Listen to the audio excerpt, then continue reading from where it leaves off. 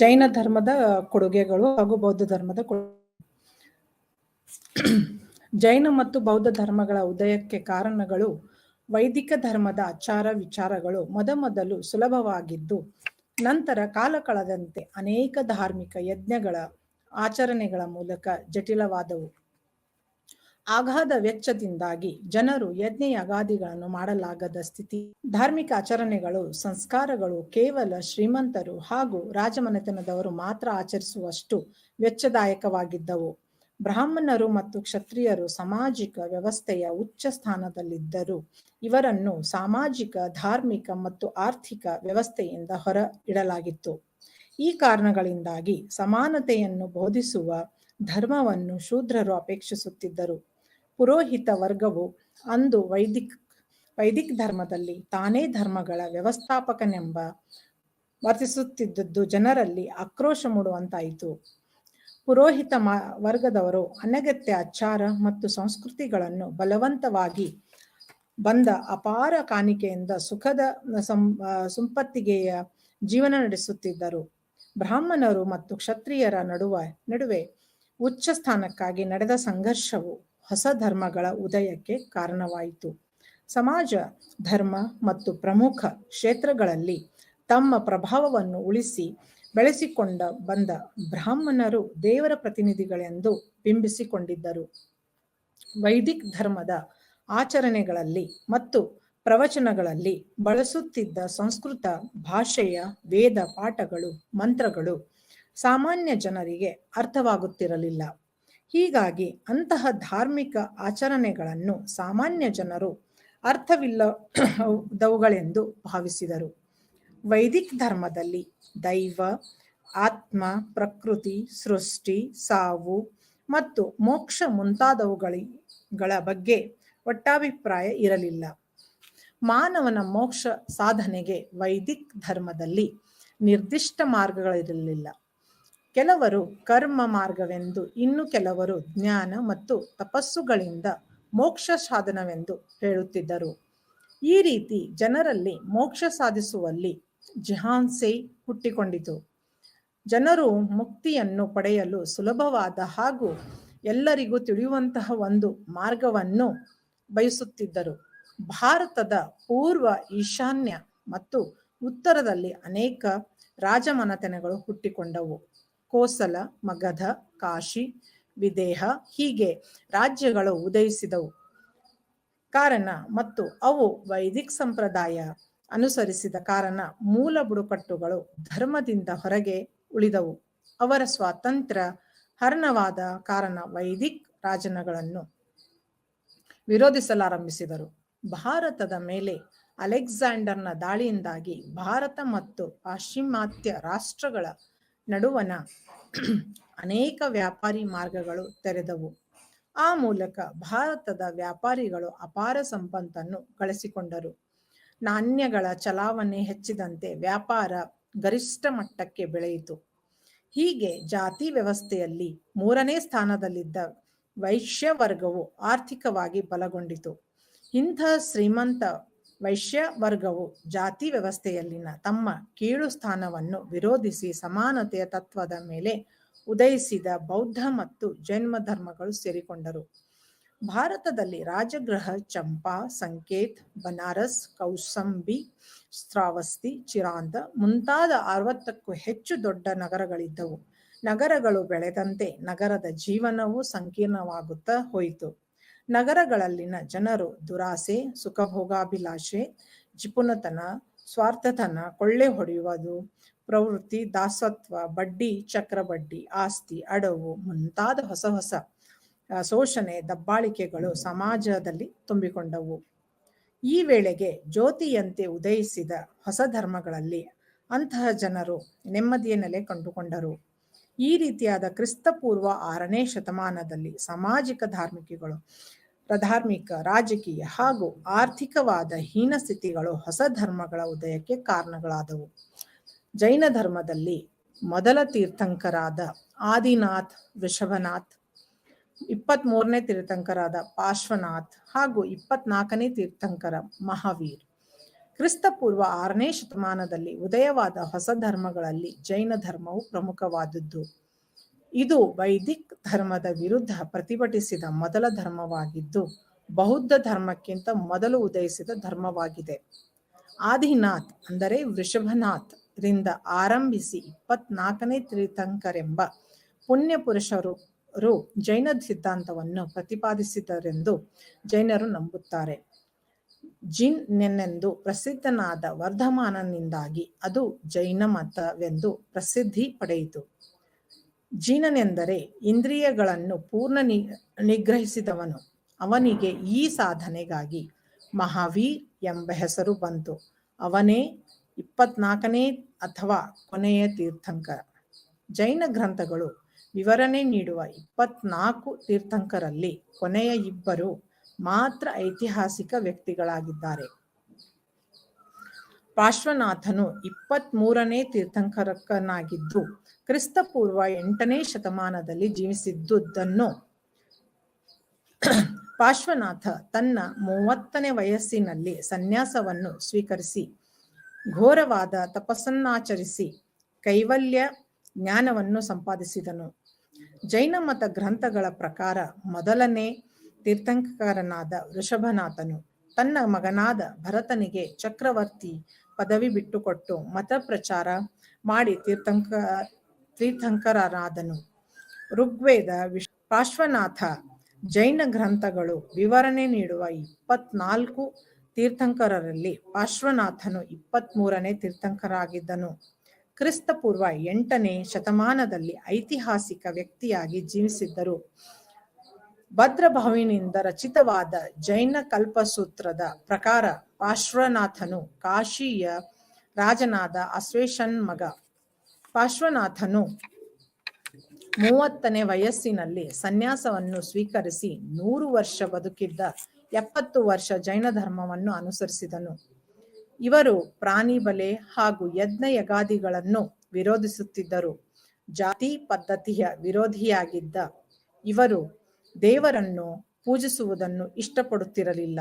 ಇವರ ಪ್ರಕಾರ ಸ್ತ್ರೀಯರನ್ನೊಳಗೊಂಡಂತೆ ಎಲ್ಲರೂ ಮೋಕ್ಷ ಸಾಧಿಸಬಹುದು. ಇವರು ಧಾರ್ಮಿಕ ಕ್ಷೇತ್ರದಲ್ಲಿ ಸ್ತ್ರೀಯರಿಗೂ ಸಮಾಜ ಸ್ಥಾನ ನೀಡಬೇಕೆಂದು ಕೇಳಿಕೊಂಡರು. ಇವರು 4 ತತ್ವಗಳನ್ನು ಇವರ ಜೀವಿತ ಕಾಲದಲ್ಲಿಯೇ ಮಗಧ ಮತ್ತು ಅಂಗರಾಜ್ಯದ ಪ್ರದೇಶಗಳಲ್ಲಿ ಜಾರಿಯಲ್ಲಿದ್ದವನು. ಇವನು ತನ್ನ ಅನುಯಾಯಿಗಳಾಗಿದ್ದ ಭಿಕ್ಷು ಭಿಕ್ಷಣಿಯರಿಗೆ ಕೆಲವು ನಿಯಮಗಳನ್ನು ಬೋಧಿಸಿದ್ದು ಅವು ಜೈನ ಸಂಘಕ್ಕೆ ಮೆರುಗು ನೀಡಿದ್ದವು. ಪಾರ್ಶ್ವನಾಥನ 4 ತತ್ವಗಳು ಅಹಿಂಸೆ, ತತ್ವ, ಆಸ್ತೇಯ, ಅಪರಿಗ್ರಹ. ವರ್ಧಮಾನ್ ಮಹಾವೀರನ ಕ್ರಿಸ್ತಪೂರ್ವ 599ರಿಂದ ಕ್ರಿಸ್ತಪೂರ್ವ 527 ಜನನ ಕ್ರಿಸ್ತಪೂರ್ವದ 599ರಲ್ಲಿ. ಸ್ಥಳ ಕುಂಡಲೀಪುರ, ಕುದ್ರಗ್ರಾಮ, ಕುಂಡಲವನ, ವೈಶಾಲಿ ಈಗಿನ ಬಸುಕುಂದ್ ಬಿಹಾರ್. ಇತರ ಹೆಸರುಗಳು ವರ್ಧಮಾನ್, ವೀರ, ಅತಿವೀರ, ಸನ್ಮತಿ. ತಂದೆ ಸಿದ್ಧಾರ್ಥ್, ತಾಯಿ ತ್ರಿಶಲಾದೇವಿ ಅಂದರೆ ಪ್ರಿಯಾಕರ್ಣಿ, ಪತ್ನಿ ಯಶೋಧಾ, ಸಹೋದರ ನಂದಿವರ್ಧನ. ರಾಜವಂಶ ಇಕ್ಷ್ವಾಕು ತೀರ್ಥಂಕರ 24ನೇ ಮಹಾಪರಿತ್ಯಾಗ 30ನೇ ವಯಸ್ಸಿನಲ್ಲಿ. ಪ್ರಮುಖ ತತ್ವಗಳು ಅಹಿಂಸೆ, ಸತ್ಯ, ಆಸ್ತೇಯ, ಅಪರಿಗ್ರಹ, ಬ್ರಹ್ಮಚರ್ಯ. ನಿರ್ಮಾಣ ಪಾವಪುರಿ, ನಳಂದ ಜಿಲ್ಲೆ, ಬಿಹಾರ್. ಕ್ರಿಸ್ತಪೂರ್ವ 527. ಜೈನ ಧರ್ಮದ ತ್ರಿರತ್ನಗಳು ಉತ್ತಮ ನಂಬಿಕೆ, ಉತ್ತಮ ಜ್ಞಾನ ಹಾಗೂ ಉತ್ತಮ ನಡತೆ ಕಾರ್ಯ. ಈಗಿನ ಬಿಹಾರದ ವೈಶಾಲಿ, ಇಂದಿನ ವೇಸಾಡ್ ರಾಜ್ಯದ ಕುಂಡಲವನ, ಈಗಿನ ಬಸುಕುಂದ ಎಂಬ ಗ್ರಾಮದಲ್ಲಿ ಶ್ರೀಮಂತರ ಕುಟುಂಬದಲ್ಲಿ ಕ್ರಿಸ್ತಪೂರ್ವ 599ರಲ್ಲಿ ಜನಿಸಿದ ವರ್ಧಮಾನನೇ ಈ ಮಹಾವೀರ. ತಂದೆ ಜ್ಞಾತ್ರಿಕ್ ಪಂಗಡದ ಮುಖ್ಯಸ್ಥನಾದ ಸಿದ್ಧಾರ್ಥ ಹಾಗೂ ತಾಯಿ ವೈಶಾಲಿ ಹಾಗೂ ಮಗಧ ರಾಜ್ಯಗಳ ಅರಸರ ಸಂಬಂಧಿಯಾದ ತ್ರಿಶಲಾದೇವಿ. ಮಹಾವೀರನು ಬಾಲ್ಯದಿಂದಲೇ ಅಗಾಧವಾದ ಚತುರತೆಯನ್ನು ಬೆಳೆಸಿಕೊಂಡು ಕಾರಣ ತ್ರಿಶಲಾದೇವಿ ಈತನಲ್ಲಿ ಹಲವು ಕನಸುಗಳನ್ನು ಕಂಡಿದ್ದಳು. ತಾಯಿಯಿಂದ ವರ್ಧಮಾನನು ರಾಜಮನೆತನದ ಸಂಪರ್ಕಕ್ಕೆ ಬಂದನು. ಈತನು ಅವಂತಿ ವತ್ಸ ಸೌವರಿ ರಾಜಮನೆತನದೊಳಗೊಂದಿಗೆ ಸಂಪರ್ಕ ಹೊಂದಿದ್ದರಿಂದ ಹೆಚ್ಚು ಪ್ರವರ್ಧಮಾನಕ್ಕೆ ಬಂದನು. ಕ್ಷತ್ರಿಯನಾದ ಈತನು ಯಶೋಧ ಎಂಬ ರಾಜಕುಮಾರಿಯನ್ನು ವಿವಾಹವಾದನು. ಕೆಲವು ಕಾಲ ಗೃಹಸ್ಥನಾಗಿದ್ದು ವರ್ಧಮಾನ ಮತ್ತು ಯಶೋಧ ದಂಪತಿಗಳಿಗೆ ಒಂದು ಹೆಣ್ಣು ಮಗು ಜನಿಸಿತು. ಪ್ರಭಾವಿತನಾಗಿ ಧ್ಯಾನಮಗ್ನನಾಗತೊಡಗಿದನು.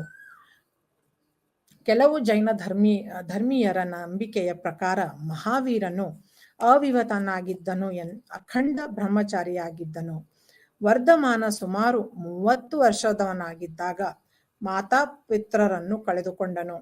ಈ ಸಮಯದಲ್ಲಿ ಸತ್ಯವನ್ನು ಕಾಣುವ ಉದ್ದೇಶದಿಂದ ತನ್ನ ಸಹೋದರನ ಅನುಮತಿಯನ್ನು ಪಡೆದು ಪ್ರಾಪಂಚಿಕ ಸವಲತ್ತುಗಳನ್ನೆಲ್ಲ ತ್ಯಜಿಸಿ ಸನ್ಯಾಸತ್ವವನ್ನು ಸ್ವೀಕರಿಸಿದನು. ಈ ಘಟನೆಯನ್ನು ವರ್ಧಮಾನನ ಜೀವನದಲ್ಲಿ ಮಹಾಪರಿತ್ಯಾಗ ಎಂದು ಕರೆಯಲಾಗಿದೆ. ಮಹಾಪರಿತ್ಯಾಗದ ನಂತರ ಸನ್ಯಾಸತ್ವವನ್ನು ಸ್ವೀಕರಿಸಿ ಸುಮಾರು 13 ತಿಂಗಳುಗಳ ಕಾಲ ಭೌತಿಕ ವಸ್ತುಗಳನ್ನೆಲ್ಲ ಸಂಪೂರ್ಣವಾಗಿ ತ್ಯಜಿಸಿ ವಿರಕ್ತನಾಗಿ ಜ್ಞಾನಾಸಕ್ತನಾಗಿ ಕಾಲ ಕಳೆದನು. ಸುಮಾರು 12 ವರ್ಷಗಳ ಕಾಲ ಭಾರತದ ಅನೇಕ ಭಾಗಗಳಲ್ಲಿ ಸಂಚರಿಸುತ್ತಾ ಘೋರವಾದ ತಪಸ್ಸನ್ನಾಚರಿಸಿ ತನ್ನ ದೇಹವನ್ನು ಎಲ್ಲ ವಿಧವಾದ ಕಷ್ಟ ಕೋಟಲೆಗಳಿಗೆ ಇಡುಮಾಡಿದನು. ತನ್ನ 42ನೇ ವಯಸ್ಸಿನಲ್ಲಿ ಕುಂಡಲಾಪುರ ಅಥವಾ ಕುಂಡಲವನದಲ್ಲಿ ಕೈವಲ್ಯ ಜ್ಞಾನವನ್ನು ಪಡೆದನು. ಅಂದಿನಿಂದ ವರ್ಧಮಾನನು ಮಹಾವೀರನಾಗಿ ಮಾರ್ಪಟ್ಟನು. ನಂತರ ಈತನು ಮಹಾಜ್ಞಾನಿ, ಜಿನ ತನ್ನ ತಾನೇ ಗೆದ್ದವನು ಮತ್ತು ನಿರ್ಘಂತ ಬಂಧಮುಕ್ತ ಎಂದು ಕರೆಯಲ್ಪಟ್ಟನು. ಈ ಸಮಯದಲ್ಲಿ ಅರ್ಧದಷ್ಟು ಕಾಲವನ್ನು ಅವನು ಗೋಶಾಲ ಎಂಬ ಭಿಕ್ಷುವಿನೊಡನೆ ಕಳೆದನು. ಮುಂದೆ ಗೋಶಾಲನು ಮಹಾವೀರನನ್ನು ಬಿಟ್ಟು ಅಜೀವಿಕ ಎಂಬ ಪಂಥದ ನಾಯಕನಾದನು.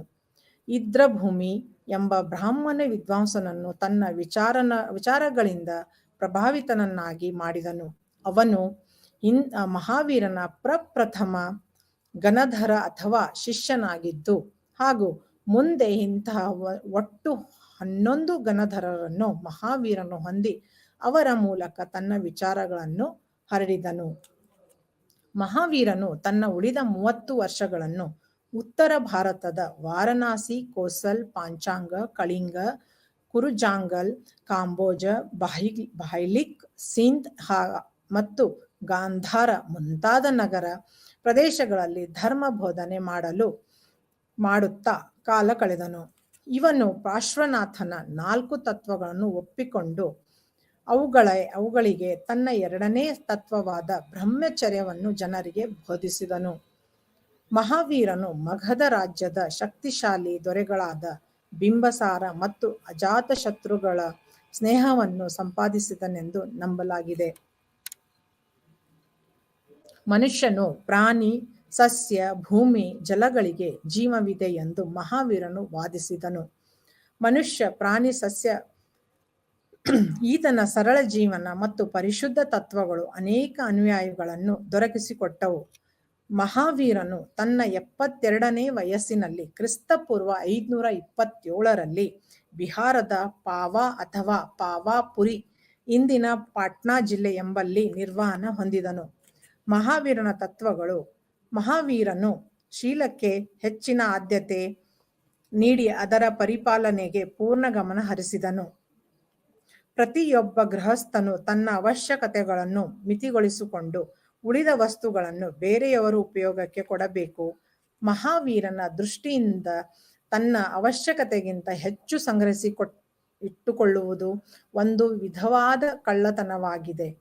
ಜೈನ ಧರ್ಮವು ಪಾಪ, ಪುಣ್ಯ, ಸ್ವರ್ಗ, ನರಕ, ಆತ್ಮ, ಪರಮಾತ್ಮ ಮೊದಲಾದ ಪರೋಕ್ಷ ವಸ್ತುಗಳನ್ನು ಸ್ಪಷ್ಟವಾಗಿ ನಂಬುತ್ತದೆ.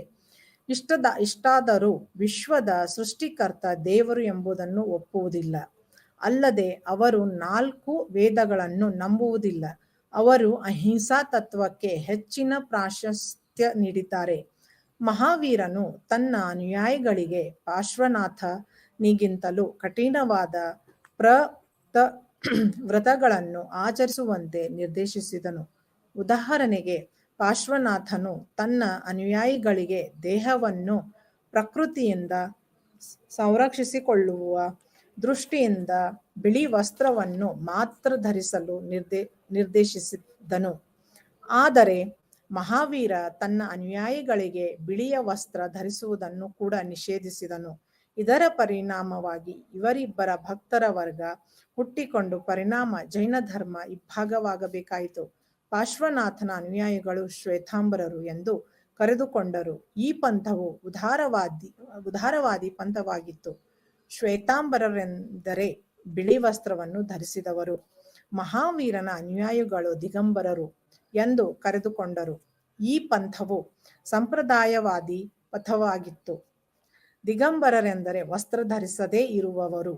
ಈ ಎರಡೂ ಪಥಗಳ ಏಳಿಗೆಗೆ ಹೇಗಾಯಿತು ಎಂಬುದಕ್ಕೆ ಜೈನ ಗ್ರಂಥಗಳು ತಮ್ಮದೇ ಆದ ವಿವರಣೆಯನ್ನು ನೀಡುತ್ತವೆ. ಇದರ ಪ್ರಕಾರ ಚಂದ್ರಗುಪ್ತ ಮೌರ್ಯನ ಆಳ್ವಿಕೆಯಲ್ಲಿ ಕಾಲದಲ್ಲಿ ಉತ್ತರ ಭಾರತದಲ್ಲಿ ಭೀಕರ ಕ್ಷಾಮ ತಲೆದೋರಿತ್ತು. ಆಗ ಜೈನರ ಒಂದು ಪಂಗಡವು ಭದ್ರಭಾವಿನೊಡನೆ ದಕ್ಷಿಣ ಭಾರತಕ್ಕೆ ಬಂದು ಶ್ರವಣಬೆಳಗೊಳದಲ್ಲಿ ನೆಲೆಸಿತು.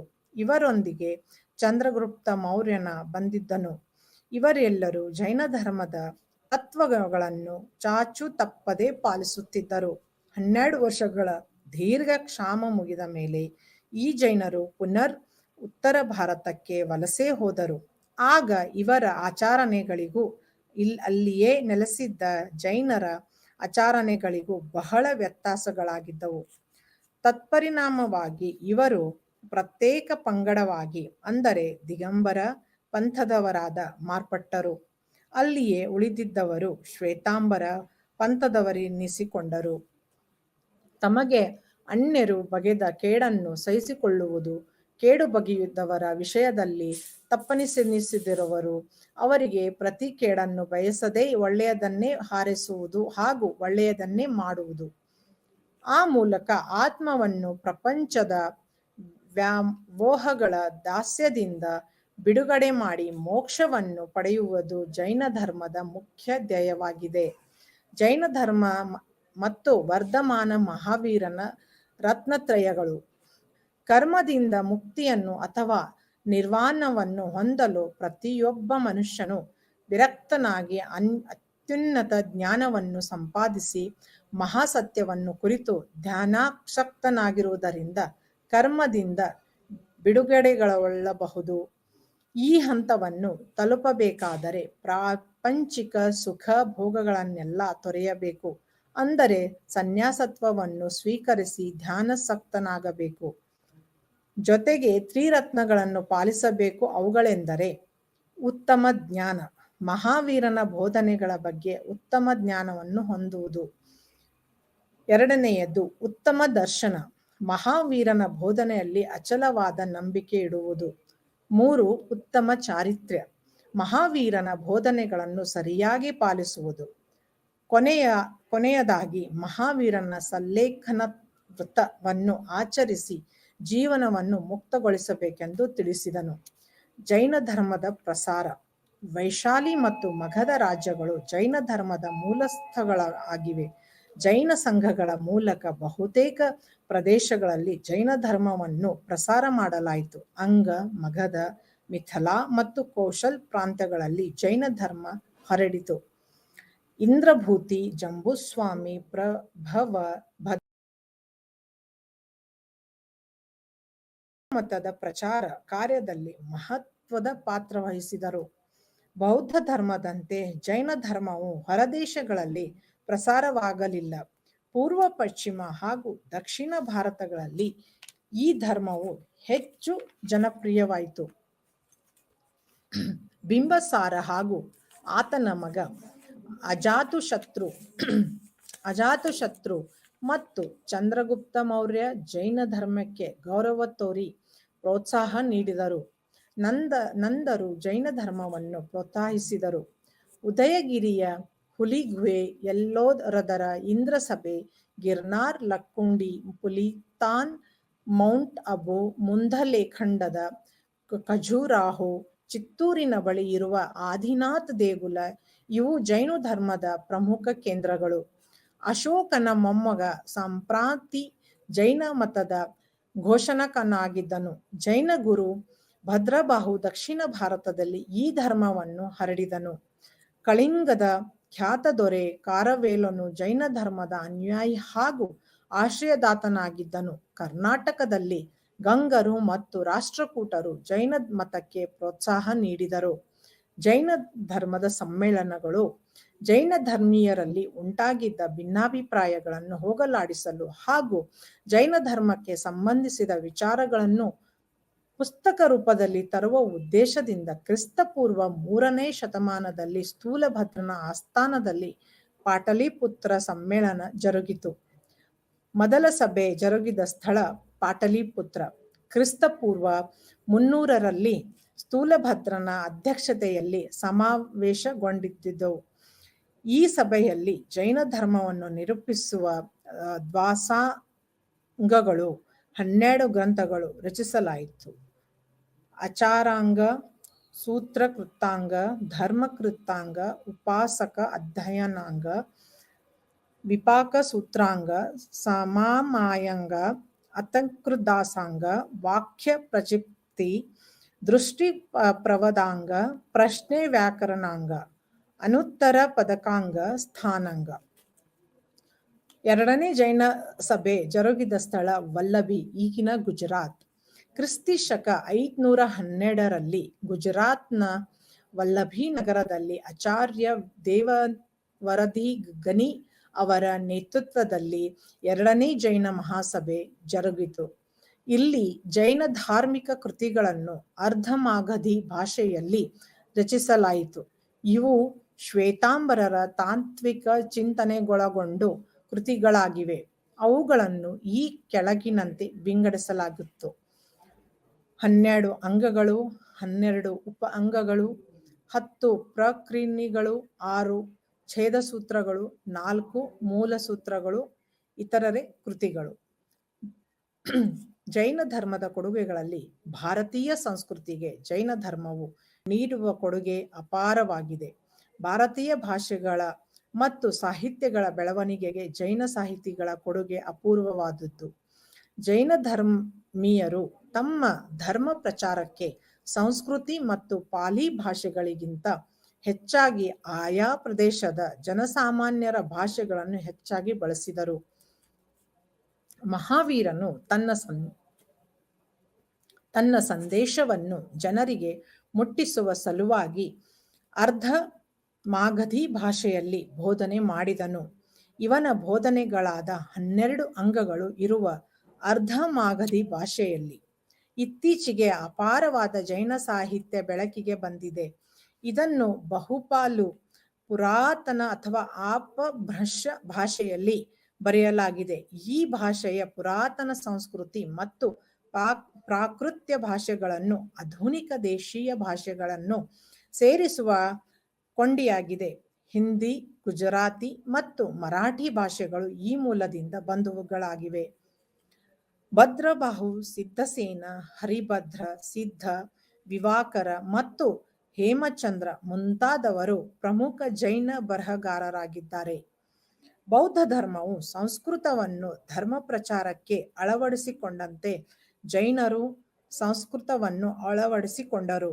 ಅವರು ಲೌಕಿಕ ಕೃತಿಗಳಾದ ವ್ಯಾಕರಣ, ಮೀಮಾಂಸೆ, ಶಬ್ದಕೋಶ, ಗಣಿತ, ನೀತಿ, ಕತೆ ಮುಂತಾದವುಗಳನ್ನು ರಚಿಸಿದರು.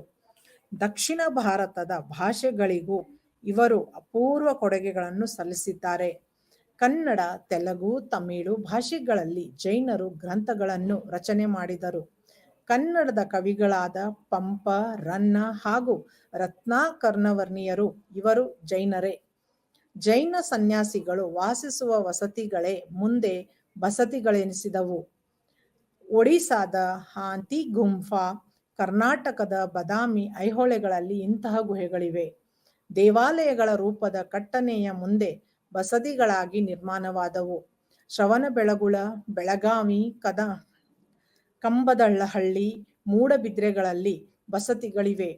ತೀರ್ಥಂಕರ ಜೊತೆ ಇರುವ ಯಕ್ಷಿಯರನ್ನು ಅವರು ಪೂಜಿಸಿದರು. ಪದ್ಮಾವತಿ ಯಕ್ಷಿಯರ ಜನಪ್ರಿಯ ದೇವತೆ. ಶ್ರವಣಬೆಳಗೊಳದ 58 ಅಡಿಯ ಗೊಮಟೇಶ್ವರನ ಏಕಶಿಲಾಮೂರ್ತಿ ಪ್ರಸಿದ್ಧವಾಗಿದೆ.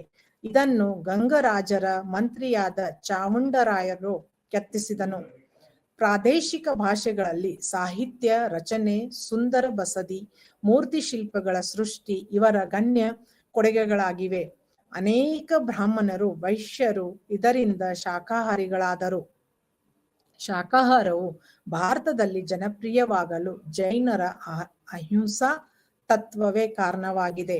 ಗುಜರಾತ್ ಹಾಗೂ ರಾಜಸ್ಥಾನ್ಗಳಲ್ಲಿ ಜೈನ ಧರ್ಮದ ಅನುಯಾಯಿಗಳ ಸಂಖ್ಯೆ ಅಧಿಕವಾಗಿದ್ದು ಅವರೆಲ್ಲ ಶ್ವೇತಾಂಬರರಾಗಿದ್ದಾರೆ.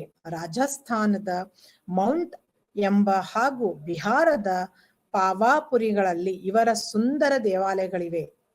ಮಹಾಮಸ್ತಭಿಷೇಕ ಶ್ರವಣಬೆಳಗೊಳ ಹಾಸನ ಜಿಲ್ಲೆಯ ಐತಿಹಾಸಿಕ ಧಾರ್ಮಿಕ ಪ್ರವಾಸಿ ತಾಣವಾಗಿದೆ. ಈ ಪಟ್ಟಣದಲ್ಲಿ 12 ವರ್ಷಗಳಿಗೊಮ್ಮೆ ಮಸ್ತಕಾಭಿಷೇಕ ನಡೆಯುತ್ತದೆ. ಇದು ಜೈನರ ಪ್ರಮುಖ ಹಬ್ಬವಾಗಿದೆ.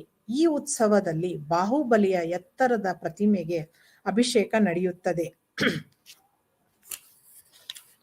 ಕರ್ನಾಟಕದಲ್ಲಿರುವ ಗೊಮ್ಮಟೇಶ್ವರನ ಏಕಶಿಲಾ ವಿಗ್ರಹಗಳು ಕ್ರಿಸ್ತಿ ಶಕ 981ರಲ್ಲಿ ಹಾಸನ್ ಜಿಲ್ಲೆಯ ಶ್ರವಣಬೆಳಗೊಳದಲ್ಲಿ 58 ಅಡಿ ಎತ್ತರದ ಬಾಹುಬಲಿ ಪ್ರತಿಮೆ ನಿರ್ಮಿಸಲಾಗಿದೆ.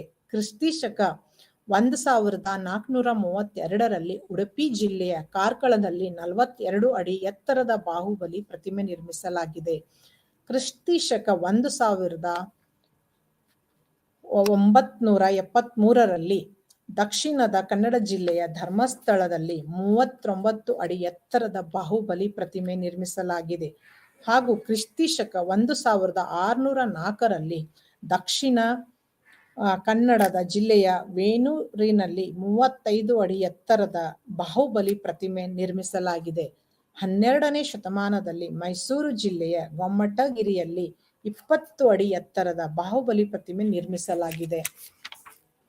ಜೈನ ಧರ್ಮದ ಮೊದಲ ತೀರ್ಥಂಕ ಆದಿನಾಥ್ ಅಂದರೆ ವೃಷಭನಾಥ್. ಜೈನ ಧರ್ಮದ 23ನೇ ತೀರ್ಥಂಕ ಪಾರ್ಶ್ವನಾಥ್. ಜೈನ ಧರ್ಮದ 24ನೇ ತೀರ್ಥಂಕ ಮಹಾವೀರ್. ಜೈನ ಕಲ್ಪಸೂತ್ರದ ರಚನೆಕಾರ ಭದ್ರಬಾಹು. ಪಾರ್ಶ್ವನಾಥ ತನ್ನ ಎಷ್ಟನೇ ವಯಸ್ಸಿಗೆ ಪರಮಜ್ಞಾನ ಪಡೆದುಕೊಂಡನೆಂದರೆ 30ನೇ ವಯಸ್ಸು. ಪಾರ್ಶ್ವನಾಥ ತಂದೆ ಯಾರು ಅಂದರೆ ಕಾಶಿಯ ರಾಜನಾಥ ಅಶ್ವೇಶನ್. ಪಾರ್ಶ್ವನಾಥನು 4 ತತ್ವಗಳು ಅಹಿಂಸೆ, ಸತ್ಯ, ಆಸ್ತೇಯ, ಅಪರಿಗ್ರಹ.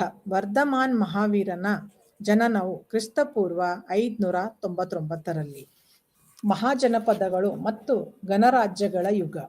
ಕ್ರಿಸ್ತಪೂರ್ವ 600ರ ವೇಳೆಗೆ ಉತ್ತರ ಭಾರತದಲ್ಲಿ ಗಣರಾಜ್ಯಗಳ ಹಾಗೂ ಮಹಾಜನಪದಗಳ ಸ್ಥಾಪನೆಯಿಂದ ಭಾರತೀಯ ಇತಿಹಾಸದ ವಿವರಗಳು ಹೆಚ್ಚು ನಿಶ್ಚಿತವಾಗಿ ಗೋಚರಿಸುತ್ತವೆ. ಕಬ್ಬಿಣದ ಯುಗದ ಕಾಲದಲ್ಲಿ ಭಾರತೀಯ ಉಪಖಂಡದಲ್ಲಿ ಅನೇಕ ಸಣ್ಣ ಪುಟ್ಟ ರಾಜ್ಯಗಳು, ಸಂಸ್ಥಾನಗಳು ಹರಡಿಕೊಂಡಿದ್ದವು. ಸುಮಾರು ಕ್ರಿಸ್ತಪೂರ್ವ 1000ರಷ್ಟು ಹಿಂದಿನ ವೇದಕಾಲೀನ ಸಾಹಿತ್ಯಗಳಲ್ಲಿಯೂ ಮಹಾಜನಪದಗಳ ಉಲ್ಲೇಖವಿದೆ. ಭಾರತದ ಚರಿತ್ರೆಯಲ್ಲಿ ಕ್ರಿಸ್ತಪೂರ್ವ 6ನೇ ಶತಮಾನದ ಕಾಲವು ಒಂದು ಪ್ರಮುಖವಾದ ತಿರುವೆಂದು ಹೇಳಬಹುದಾಗಿದೆ. ಕಾರಣ 16 ಮಹಾಜನಪದಗಳು ಈ ಕಾಲದಲ್ಲಿ ಅಸ್ತಿತ್ವವನ್ನು ಕಂಡವು. ಈ ಅವಧಿಯಲ್ಲಿ ಪ್ರಪಂಚದ ಪ್ರಮುಖ ಧರ್ಮಗಳ ಪಂಕ್ತಿಯಲ್ಲಿರುವ ಜೈನ ಮತ್ತು ಬೌದ್ಧ ಧರ್ಮಗಳು ಬ್ರಾಹ್ಮಣ ಧರ್ಮಕ್ಕೆ ಪ್ರತಿಯಾಗಿ ಉದಯಿಸಿದವು. ಕ್ರಿಸ್ತಪೂರ್ವ 6ನೇ ಶತಮಾನದಲ್ಲಿ ಮಧ್ಯ ಗಂಗಾ ಬಯಲಿನಲ್ಲಿ ಕಬ್ಬಿಣದ ಉತ್ಕರ್ಷ ಕಂಡುಬಂದು ಐಹಿಕ ಸಂಸ್ಕೃತಿ ಬೆಳವಣಿಗೆಯಾಯಿತು. ಕಬ್ಬಿಣ ಸಲಕರಣೆಗಳ ವ್ಯಾಪಕ ಬಳಕೆಯಿಂದ ಗಂಗಾ ಬಯಲಿನಲ್ಲಿ ಕೃಷಿ ಹರಡಿದ ಕಾಲ ಅದಾಗಿದೆ. ಕಾಲಾಂತರದಲ್ಲಿ ಕೃಷಿಯ ವಿಸ್ತರಣೆಯು ನಗರೀಕರಣ, ನಾಣ್ಯ ಚಲಾವಣೆ, ಜನಸಂಖ್ಯೆ ಏರಿಕೆ, ಯೋಧ ಹಾಗೂ ವೇಶ್ಯವರ್ಗ ಬಲಗೊಳ್ಳಲು ಕಾರಣವಾಯಿತು. ರಾಜ್ಯ ಪ್ರಭುತ್ವದ ಹುಟ್ಟಿಗೆ ಕಬ್ಬಿಣದ ಬಳಕೆ ಕಾರಣವಾಯಿತು. ಗಂಗಾ ಬಯಲಿನಲ್ಲಿ ಆದ ಕೃಷಿ ವಿಸ್ತರಣೆಯ ಮಗಧ ಸಾಮ್ರಾಜ್ಯದ ಹುಟ್ಟಿಗೂ ಬಹುಮಟ್ಟಿಗೆ ಕಾರಣವಾಯಿತು. ಮಹಾಜನಪದಗಳೆಂದು ಕರೆಯಲಾಗುವ 16 ಗಣರಾಜ್ಯಗಳು ಅಫ್ಘಾನಿಸ್ತಾನದಿಂದ ಬಾಂಗ್ಲಾದೇಶದವರೆಗಿನ ಗಂಗಾ ನದಿಯ ತಪ್ಪಲು ಪ್ರದೇಶವನ್ನೊಳಗೊಂಡಂತೆ ವಿಶಾಲ ಪ್ರದೇಶವನ್ನು ಆಳುತ್ತಿದ್ದವು. ಮಗಧ, ಕೋಸಲ, ಕುರು ಮತ್ತು ಗಾಂಧಾರ ಇವು ಮಹಾಜನಪದಗಳಲ್ಲಿ ಅತಿ ಶಕ್ತಿಶಾಲಿ ರಾಜ್ಯಗಳಾಗಿದ್ದವು. 16 ಜನಪದಗಳು ಈ ಕೆಳಗಿನಂತಿವೆ. ಕಾಶಿ ಅಂದರೆ ಬನಾರಸ್, ಕೋಶಲ್, ಔಧ್ಯ, ಅಯೋಧ್ಯ, ಅಂಗ ಪೂರ್ವ ಬಿಹಾರ್, ಮಗಧ ದಕ್ಷಿಣ ಬಿಹಾರ್, ವೃಜ್ಜಿ ವಜ್ಜಿ ಉತ್ತರ ಬಿಹಾರ್, ಗೋರಖ್ಪುರ್, ಛೇದಿ ಜಮುನಾ ಮತ್ತು ನರ್ಮದಾ, ವತ್ಸ ಅಲಹಾಬಾದ್ ಪ್ರದೇಶ, ಕರು ಥಾನೇಶ್ವರ್, ಮೀರತ್, ದೆಹಲಿ, ಪಾಂಚಾಲ ಉತ್ತರ ಪ್ರದೇಶ್, ಮತ್ಸ್ಯ ಮಚ್ಛ ಜೈಪುರ್, ಸೂರ್ಸೇನ್ ಮಥುರಾ, ಅಸಾಕ್ ಗೋದಾವರಿ, ಅವಂತಿ ಮಾಳ್ವ, ಗಾಂಧಾರ ಪೇಶಾವರ ಮತ್ತು ರಾವಲಿಪಿಂಡಿ, ಕಾಂಬೋಜ್, ವಾಯು ಕಾಶಿ. ರಾಜಪ್ರಭುತ್ವದ ಬೆಳವಣಿಗೆಗೆ ಕಾರಣಗಳು, ಅಂಶಗಳು.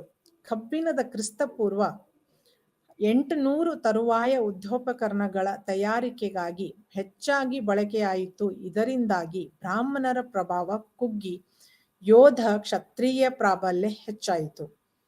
ಪಂಜಾಬಿನ ಸಪ್ತ ಸಿಂಧು ಪ್ರದೇಶದಿಂದ ಗಂಗಾ ಬಯಲಿಗೆ ಬಂದ ಆರ್ಯರು ಪ್ರಬಲವಾದ ಕಬ್ಬಿಣದ ಸಲಕರಣೆಗಳನ್ನು ಬಳಸಿ ಅಲ್ಲಿನ ಕಾಡನ್ನು ಕಡಿದು ಕೃಷಿಗೆ ಬಳಸಿದರು. ಸಪ್ತ ಸಿಂಧು ಪ್ರದೇಶಕ್ಕಿಂತ ಗಂಗಾ ಬಯಲಿನಲ್ಲಿ ಮಳೆ ಹಾಗೂ ಭೂಫಲವತ್ತತೆ ಹೆಚ್ಚಾಗಿತ್ತು. ಇಲ್ಲಿನ ನವೀನ ಕೃಷಿ ಪದ್ಧತಿ ಉತ್ಪಾದಕರಿಗಷ್ಟೇ ಅಲ್ಲದೆ ಕೃಷಿಕರಿಗೆ, ಕಸುಬುದಾರರಿಗೆ ಹಾಗೂ ವ್ಯಾಪಾರಸ್ಥರಿಗೆ ಜೀವನಾಧಾರವಾಯಿತು. ಗಂಗಾ ಬಯಲಿನಲ್ಲಿ ನಗರೀಕರಣ ಪ್ರಕ್ರಿಯೆ ಕಂಡುಬಂದು ಕಪಲಿವಸ್ತು, ಕೌಶಾಂಬಿ, ಪಾಟಲಿಪುತ್ರ, ಮಥುರಾ ಇನ್ನು ಮುಂತಾದ ನಗರಗಳು ತಲೆ ಎತ್ತಿದವು. ಹೀಗೆ ತಲೆ ಎತ್ತಿದ ನಗರಗಳು ರಾಜಕೀಯ ಕೇಂದ್ರಗಳಾಗಿ ಹಾಗೂ ರಾಜಧಾನಿಗಳಾಗಿ ಬೆಳೆದವು. ಈ ಸಮಯದಲ್ಲಿ ಚಲಾವಣೆಗೆ ಬಂದ ಕಚ್ಚು ಗುರುತಿನ ಬೆಳ್ಳಿ ನಾಣ್ಯಗಳು ಚಲಾವಣೆಯ ವ್ಯಾಪಾರ ಹಾಗೂ ವಾಣಿಜ್ಯ ಚಟುವಟಿಕೆಗಳನ್ನು ಚುರುಕುಗೊಳಿಸಿತು. ನಗೀಕರಣೀಕರಣ ಹಾಗೂ ನಾಣ್ಯ ಚಲಾವಣೆಯಿಂದ ವೈಶ್ಯರು ಪ್ರಬಲರಾದರು. ಬೆಳ್ಳಿ ನಾಣ್ಯಗಳೇ ಮಗಧ ಹಾಗೂ ಕೋಶಲ ರಾಜ್ಯಗಳ ಪ್ರಾಬಲ್ಯ ಬಹುಮಟ್ಟಿಗೆ ಕಾರಣವಾದವು. ಮೌರ್ಯರ ಕಾಲಕ್ಕೆ ಗಂಗಾ ಬಯಲಿನಲ್ಲಿ 65 ಲಕ್ಷ ಜನಸಂಖ್ಯೆ ಇದ್ದಿತು. 16 ಮಹಾಜನಪದಗಳ ಪರಿಚಯ. 1. ಕಾಶಿ, ಬನಾರಸ್. ವಾರಣಾಸಿ ಅಥವಾ ಬನಾರಸ್ ಇದರ ರಾಜಧಾನಿಯಾಗಿತ್ತು. ಕಾಶಿಯನ್ನು ಎಲ್ಲ ಹಿಂದೂಗಳು ಅತ್ಯಂತ ಪವಿತ್ರ ಸ್ಥಾನವನ್ನಾಗಿ ಪರಿಗಣಿಸುತ್ತಾರೆ. ಅತ್ಯಂತ ಹಳೆಯ ಹಾಗೂ ಇಂದಿಗೂ ಜನವಸತಿಯಿಂದ ಕೂಡಿದ ನಗರಗಳಲ್ಲಿ ಇದು ಒಂದಾಗಿದೆ. ಗಂಗಾ ನದಿಯ ತಟದಲ್ಲಿರುವ ಈ ನಗರವನ್ನು ವರುಣಾ ಮತ್ತು ಆಸಿ ಎಂಬ ನದಿಗಳು ಸುತ್ತುವರೆದಿವೆ. ಕಾಶಿಯ 16 ಮಹಾಜನಪದಗಳಲ್ಲಿ ಮೊದಲು ಪ್ರವರ್ಧಮಾನಕ್ಕೆ ಬಂದಿತು. ಈ ರಾಜ್ಯವು 16 ಮಹಾಜನಪದಗಳಲ್ಲಿ ಸಪಧರಿಸಿತವಾಗಿದ್ದು ಇಡೀ ಜಂಬೂ ದ್ವೀಪವನ್ನು ಗೆಲ್ಲಬೇಕೆಂಬ ಆಕಾಂಕ್ಷೆ ಹೊಂದಿತ್ತು. ರಾಜಘಾಟ್ ಉತ್ಖನಗಳು ಇಲ್ಲಿ ಕ್ರಿಸ್ತಪೂರ್ವ 700ರ ಸುತ್ತಿನ ಅತ್ಯಂತ ಪ್ರಾಚೀನ ಜನವಸತಿಯನ್ನು ಗುರುತಿಸಿದ್ದು. ಕ್ರಿಸ್ತಪೂರ್ವ 6ನೇ ಶತಮಾನದಲ್ಲಿ ನಗರದ ಸುತ್ತಲೂ ಮಣ್ಣಿನ ಕೋಟೆ ಇದ್ದಿತು. ಪ್ರಾರಂಭದಲ್ಲಿ ಬಲಿಷ್ಠರಾಗಿದ್ದ ಕಾಶಿಯ ಅರಸರು ಕೋಸಲ್ ರಾಜ್ಯದ ಮೇಲೆ ಅನೇಕ ಬಾರಿ ದಾಳಿ ಮಾಡಿದ್ದರು. ಮನೋಜ್ ಎಂಬ ಕಾಶಿಯ ಅರಸ ಕೋಸಲ್, ಅಂಗ ಮತ್ತು ಮಗಧಗಳನ್ನು ಜಯಿಸಿದ್ದನೆಂದು ತಿಳಿದುಬರುತ್ತದೆ. ಜೈನ ಹಾಗೂ ಬೌದ್ಧ ಕೃತಿಗಳು ಕಾಶಿಯ ಪ್ರಖ್ಯಾತಿ ಹಾಗೂ ಬಲದ ಕುರಿತು ಉಲ್ಲೇಖಿಸಿವೆ. ಕಾಲ ಕಳೆದಂತೆ ಕಾಶಿ ರಾಜ್ಯದ ಏಳಿಗೆ ಹಾಗೂ ಅದರ ರಾಜಧಾನಿ ವಾರಣಾಸಿಯ ಪ್ರಖ್ಯಾತಿಯಿಂದ ಅದರ ಅಕ್ಕಪಕ್ಕದ ರಾಜ್ಯಗಳು ಅಸೂಯೆಗೊಂಡವು. ಕಾಶಿಯ ಅಕ್ಕಪಕ್ಕದ 7 ರಾಜ್ಯಗಳು ಒಗ್ಗೂಡಿ ಈ ರಾಜ್ಯದ ಮೇಲೆ ದಾಳಿ ಮಾಡಿದವು. ಬಹುಕಾಲ ಪ್ರಬಲ ಹೋರಾಟದ ನಡೆಸಿದ ಈ ರಾಜ್ಯವು ಅಂತಿಮವಾಗಿ ಕೋಶಲಕ್ಕೆ ಶರಣಾಗಿ ಅದರಲ್ಲಿ ವಿಲೀನವಾಯಿತು. ಕೋಶಲ್ ಅಂದರೆ ಅಯೋಧ್ಯ. ಇಂದಿನ ಉತ್ತರ ಪ್ರದೇಶದ ಔಧ ಪ್ರದೇಶದಲ್ಲಿ ರಾಜ್ಯವಾಳಿದ ಕೋಶಲ್ ಅರಸನ ರಾಜಧಾನಿ ಅಯೋಧ್ಯೆಯಾಗಿತ್ತು. ಕುರು, ಮಗಧ ಮತ್ತು ಗಾಂಧಾರ ರಾಜ್ಯಗಳಂತೆಯೇ ವೇದೋತ್ತರ ಕಾಲದ ಅತಿ ಪ್ರಬಲ ರಾಜ್ಯಗಳಲ್ಲಿ ಕೋಶಲವು ಒಂದು ಎಂದು ಪರಿಗಣಿಸಲಾಗಿತ್ತು. ಕೋಶಲವು ಪೂರ್ವ ಉತ್ತರ ಪ್ರದೇಶವನ್ನೆಲ್ಲ ವ್ಯಾಪಿಸಿದ್ದು, ಈ ರಾಜ್ಯವು ಕೇಶಪುತ್ರ ಮತ್ತು ಕಪಲಿವಸ್ತು ಪ್ರದೇಶಗಳನ್ನೊಳಗೊಂಡಂತೆ ಗೋಮತಿ, ಸಪ್ರಿಕಾ ಮತ್ತು ಸದಾನೀರ ನದಿಗಳಿಂದ ಆವೃತವಾಗಿದ್ದು ನೇಪಾಳದ ಬೆಟ್ಟದವರೆಗೆ ವಿಸ್ತರಿಸಿತ್ತು. ಗೋಂಡಾ ಮತ್ತು ಬಹ್ರೇಚ್ ಜಿಲ್ಲೆಗಳ ಗಡಿಯಲ್ಲಿರುವ ಸಹೇತ್ ಮಹೇತ್ಗಳನ್ನು ಪುರಾತನ ಶ್ರಾವಸ್ತಿ ಎಂದು ಗುರುತಿಸಲಾಗಿದೆ. ಅಯೋಧ್ಯೆಯು ಕೋಸಲದ ಮೊದಲ ರಾಜಧಾನಿಯಾಗಿದ್ದು ನಂತರ ಶ್ರಾವಸ್ತಿಯಾಯಿತು. ಇಂದು ಈ ಪ್ರದೇಶವನ್ನು ಔಧ ಎಂದು ಕರೆಯಲಾಗುತ್ತದೆ. ಕೋಶಲ್ ರಾಜ್ಯದ ಸ್ಥಾಪಕ ಇಕ್ಷ್ವಾಕು ವಂಶದವನಾಗಿದ್ದನು. ರಾಮಾಯಣದಲ್ಲಿ ಕೋಶಲದ ರಾಜಕುಮಾರರು ದಂಡಕಾರಣ್ಯದಲ್ಲಿ ನುಗ್ಗಿ ದಕ್ಷಿಣದಲ್ಲಿ ಪಂಪಾ ಅಥವಾ ತುಂಗಭದ್ರಾ ತೀರದವರೆಗೂ ಹಾಗೂ ದ್ವೀಪರ ರಾಷ್ಟ್ರವಾದ ಸಿಂಹದಳದವರೆಗೂ ಹೋದರೆಂದು ತಿಳಿಸಲಾಗಿದೆ. ಗೌತಮ ಬುದ್ಧನು ಜನಿಸಿದ ಸಾಕ್ಯರ್ ಕಪಲಿವಸ್ತು ಗಣರಾಜ್ಯವು ಸಹ ಕೋಶಲಕ್ಕೆ ಸೇರಿದ್ದು. ರಾಜಧಾನಿ ಕಪಲಿವಸ್ತುವನ್ನು ಬಸ್ತಿ ಜಿಲ್ಲೆಯ ಪಿಪ್ರಾವಾ ಎಂದು ಗುರುತಿಸಲಾಗಿದೆ. ಅಲ್ಲಿಂದ 15 ಕಿಲೋಮೀಟರ್ ದೂರದಲ್ಲಿರುವ ಲುಂಬನಿ ಶಾಕ್ಯದ ಮತ್ತೊಂದು ರಾಜಧಾನಿಯಾಗಿತ್ತು. ಬುದ್ಧನ ರಾಜ್ಯವಾದ ಸಾಕ್ಯವು ಕೋಶಲದ ಹತೋಟಿಯಲ್ಲಿದ್ದಿತು. ಈ ಕಾಲದಲ್ಲಿ ಪ್ರಸೇನಜಿತ ಎಂಬ ಅರಸ ಆಳುತ್ತಿದ್ದು ಮಗಧದ ಅಜಾತಶತ್ರುವಿನೊಡನೆ ದ್ವೇಷ ಹೊಂದಿದ್ದನು. ನಂತರದ ಕಾಲದಲ್ಲಿ ಪ್ರಸೇನಜಿತನು ತನ್ನ ಮಗಳನ್ನು ಅಜಾತಶತ್ರುವಿಗೆ ವಿವಾಹ ಮಾಡಿ ಸಂಬಂಧ ಬೆಳೆಸಿಕೊಂಡನು. ಪ್ರಸೇನಜಿತನ ಮರಣಾಂತರ ಅಜಾತಶತ್ರು ಕೋಶಲವನ್ನು ಮಗಧಕ್ಕೆ ಸೇರಿಸಿಕೊಂಡನು. ಅಂಗ ಅಂದರೆ ಪೂರ್ವ ಬಿಹಾರ. ಅಂಗರಾಜ್ಯವು ಇಂದಿನ ಬಿಹಾರ್ ರಾಜ್ಯದ ಬಾಗ್ಲುಪುರ್ ಮತ್ತು ಮೊಂಘೀರ್ ಪ್ರದೇಶದಲ್ಲಿತ್ತು. ಈ ರಾಜ್ಯವು ಮಗಧ ಪೂರ್ವಕ್ಕೆ ಮತ್ತು ಪಶ್ಚಿಮದಲ್ಲಿ ರಾಜ್ಮಹಲ್ ಪರ್ವತ ಪ್ರದೇಶದಲ್ಲಿನ ನೆಲೆಗೊಂಡಿತ್ತು. ಪುರಾಣಗಳಲ್ಲಿ ಮಾಲಿನಿ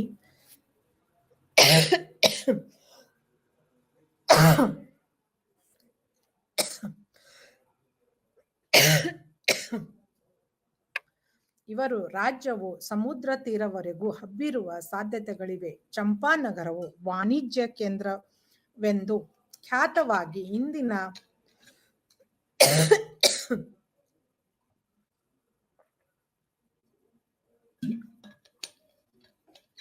ಈ ರಾಜ್ಯವು ಬಿಂಬಸಾರನು ಮಗಧದಲ್ಲಿ ಸೇರಿಕೊಂಡನು. ಮಗಧ ದಕ್ಷಿಣ ಬಿಹಾರ್. ಈ ರಾಜ್ಯವು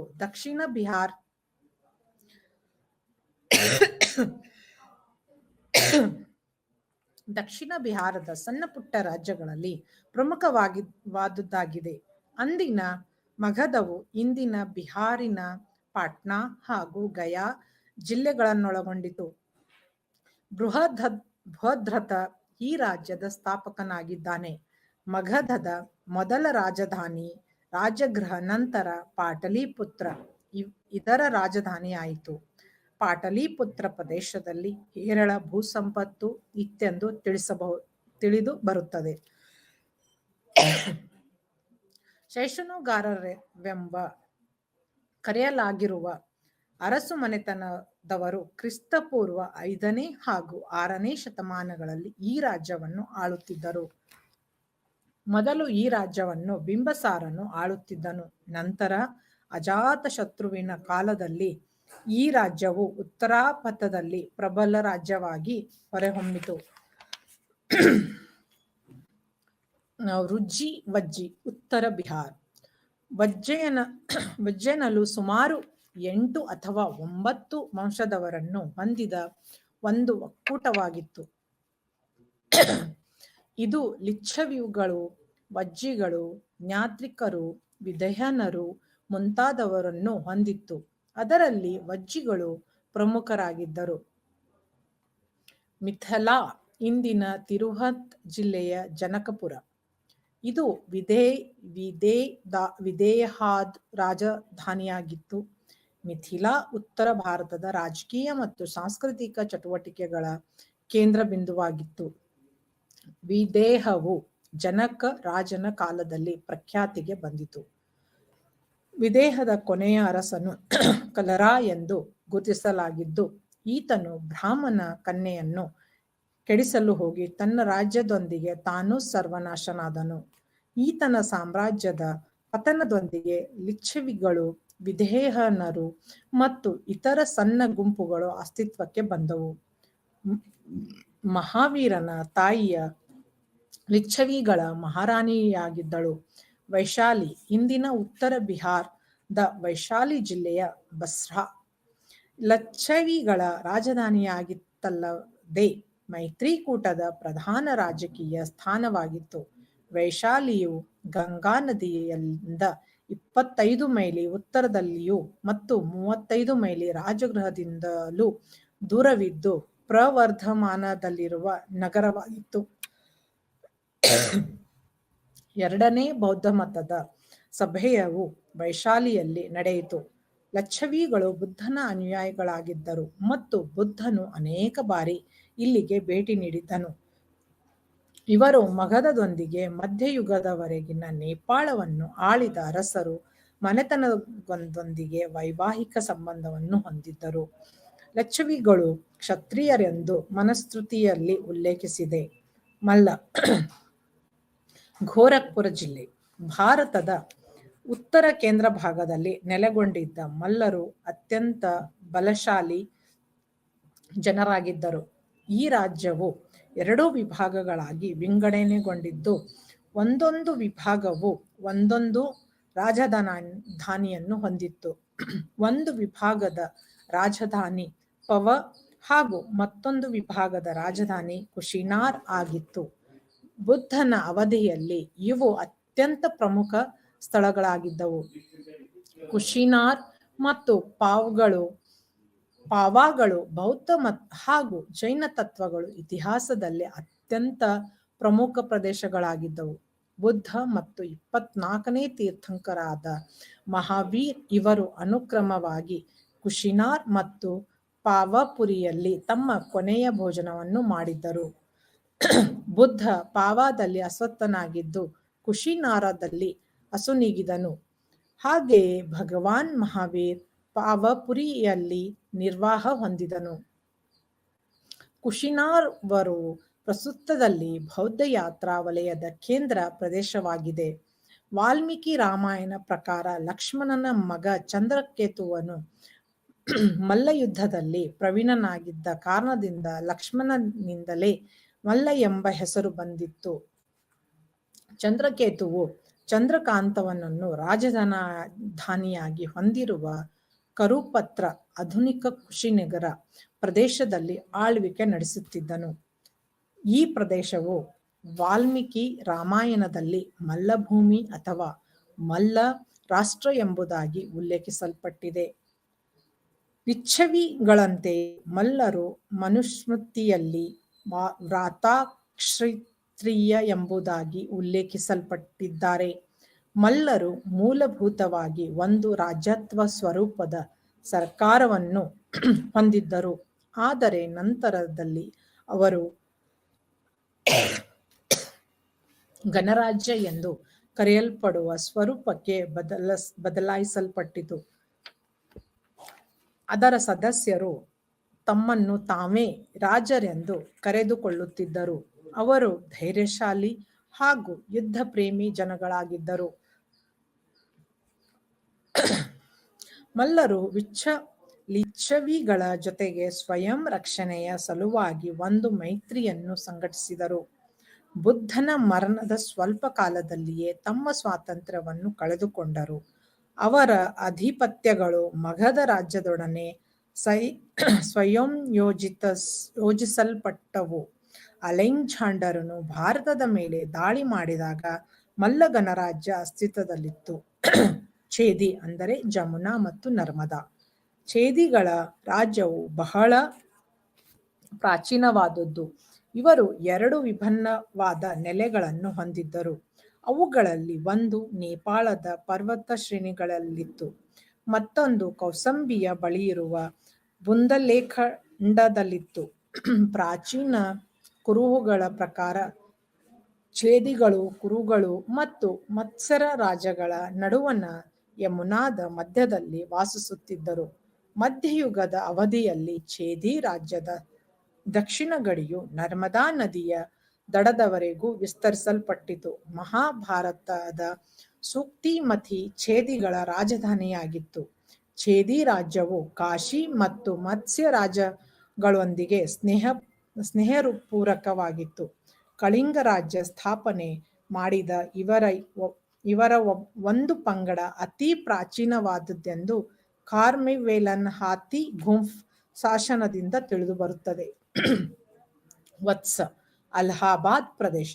ಈ ರಾಜ್ಯವು ಗಂಗಾ ನದಿಯ ದಕ್ಷಿಣಕ್ಕೆ ಇಂದಿನ ಅಲಹಾಬಾದ್ ಪ್ರಾಂತ್ಯದಲ್ಲಿತ್ತು. ಕೌಸಾಂಬಿ ಇದರ ರಾಜಧಾನಿಯಾಗಿತ್ತು. ಈ ರಾಜ್ಯವು ರಾಜ್ಯಕ್ಕೆ ಸ್ವರೂಪದ ಒಂದು ಸರ್ಕಾರವನ್ನು ಹೊಂದಿತ್ತು. ಕೌಸಾಂಬಿಯು ಅತ್ಯಂತ ಸಂಪದ್ಭರಿತವಾದ ಪಟ್ಟಣವಾಗಿತ್ತು. ಇಲ್ಲಿ ಹಲವಾರು ಸಂಖ್ಯೆಯ ಲಕ್ಷಾಧಿಪತಿ ವಣಿಕರು ವಾಸವಾಗಿದ್ದರು. ಕೌಶಾಂಬಿಯ ಉತ್ತರ, ಪಶ್ಚಿಮ ಮತ್ತು ದಕ್ಷಿಣದಿಂದ ಸರಕುಗಳು ಮತ್ತು ಪ್ರಯಾಣಿಕರ ಸಾಗಾಟಕ್ಕೆ ಒಂದು ಅತ್ಯಂತ ಪ್ರಮುಖವಾದ ಪ್ರವೇಶ ದ್ವಾರವಾಗಿತ್ತು. ಉದಯಾನ್ ಎಂಬುವನು ಕ್ರಿಸ್ತಪೂರ್ವ 6ನೇ ಶತಮಾನದಲ್ಲಿ, ಅಂದರೆ ಬುದ್ಧನ ಅವಧಿಯಲ್ಲಿ ವತ್ಸರ್ ಅಧಿಪತಿಯಾಗಿದ್ದನು. ಉದಯಾನನು ಬಲಶಾಲಿ ಹಾಗೂ ಬೇಟೆಯಲ್ಲಿ ಆಸಕ್ತಿಯುಳ್ಳವನಾಗಿದ್ದನು. ಮೂಲಭೂತವಾಗಿ ರಾಜ ಉದಯಾನ್ ಬೌದ್ಧ ಧರ್ಮದ ವಿರುದ್ಧವಾಗಿದ್ದನು. ಆದರೆ ನಂತರದಲ್ಲಿ ಬುದ್ಧನ ಅನುಯಾಯಿಯಾಗಲ್ಪಟ್ಟು ಬೌದ್ಧ ಧರ್ಮವನ್ನು ರಾಷ್ಟ್ರದ ಧರ್ಮವನ್ನಾಗಿ ಮಾಡಿದನು. ಕುರು ಅಂದರೆ ಥಾನೇಶ್ವರ್, ಮೀರತ್, ದೆಹಲಿ. ದೆಹಲಿಯ ಬಳಿಯ ಇಂದ್ರಪ್ರಸ್ಥ ಇವರ ರಾಜಧಾನಿಯಾಗಿತ್ತು.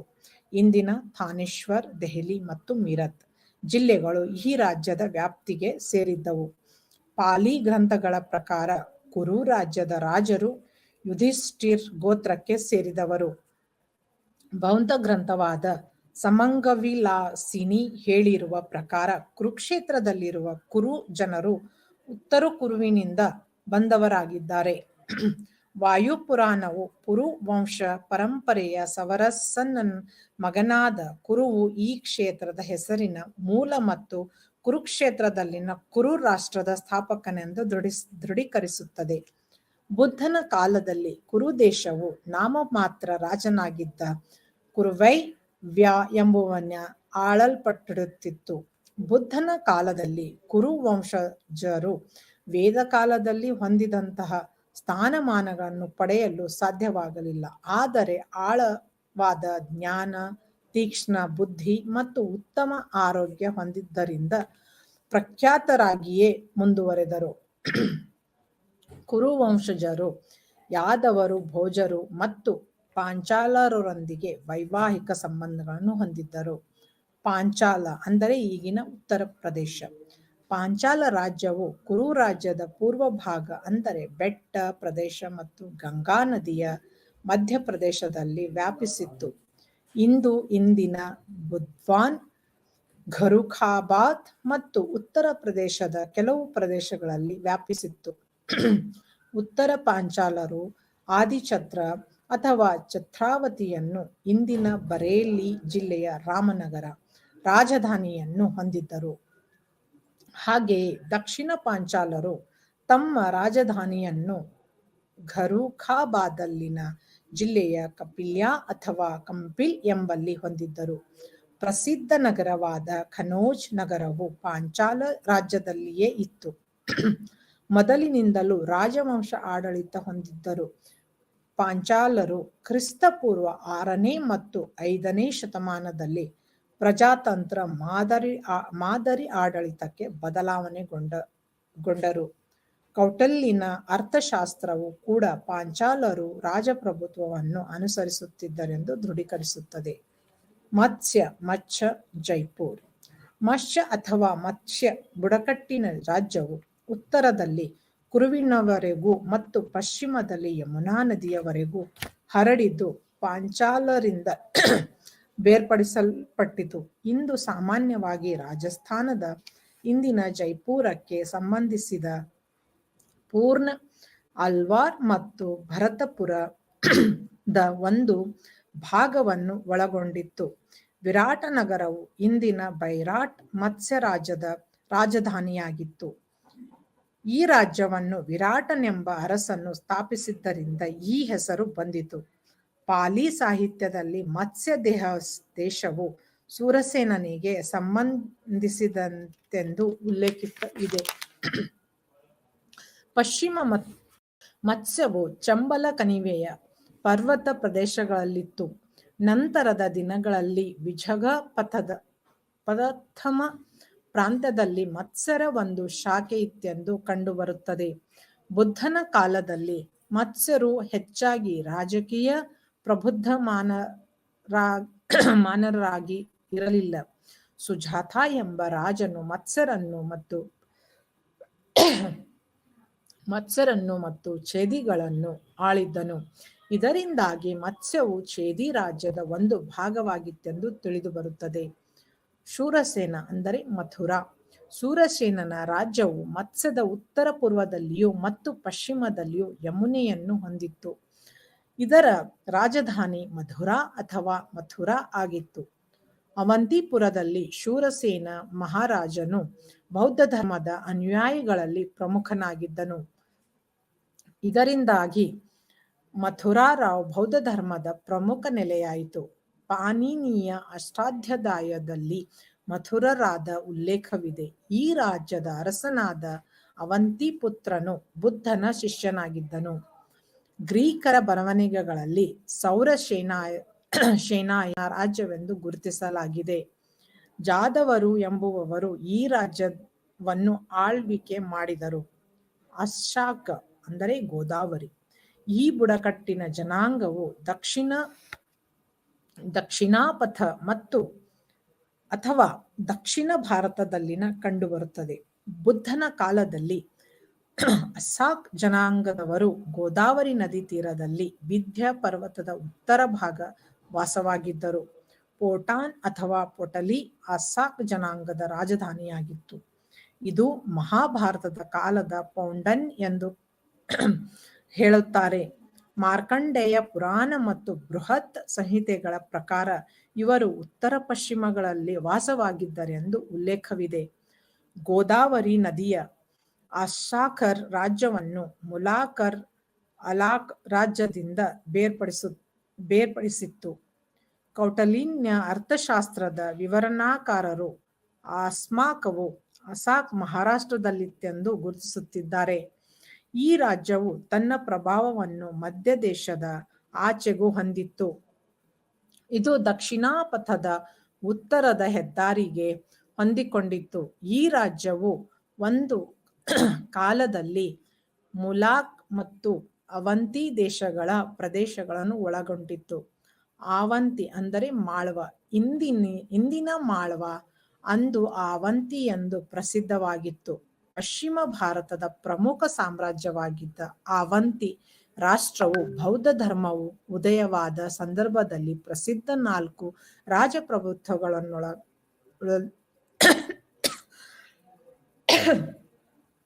ರಾಜಪ್ರಭುತ್ವಗಳನ್ನೊಳಗಾಗಿದೆ. ಉಳಿದು 3 ರಾಜಪ್ರಭುತ್ವಗಳೆಂದರೆ ಕೋಶಲ, ವತ್ಸ ಮತ್ತು ಮಗಧ. ಭೇತ್ರಾವತಿ ಬೆಟ್ವಾ ನದಿಯ ಆವಂತಿಯನ್ನು ಉತ್ತರ ಮತ್ತು ದಕ್ಷಿಣ ಎಂದು ವಿಭಜನೆ ಮಾಡಿತ್ತು. ಆರಂಭದಲ್ಲಿ ಮಹಿಷ್ಮತಿಯು ದಕ್ಷಿಣ ಅವಂತಿಯ ರಾಜಧಾನಿಯಾಗಿದ್ದು ಉಜ್ಜಯಿನಿನ ಉತ್ತರ ಅವಂತಿಯ ರಾಜಧಾನಿಯಾಗಿತ್ತು.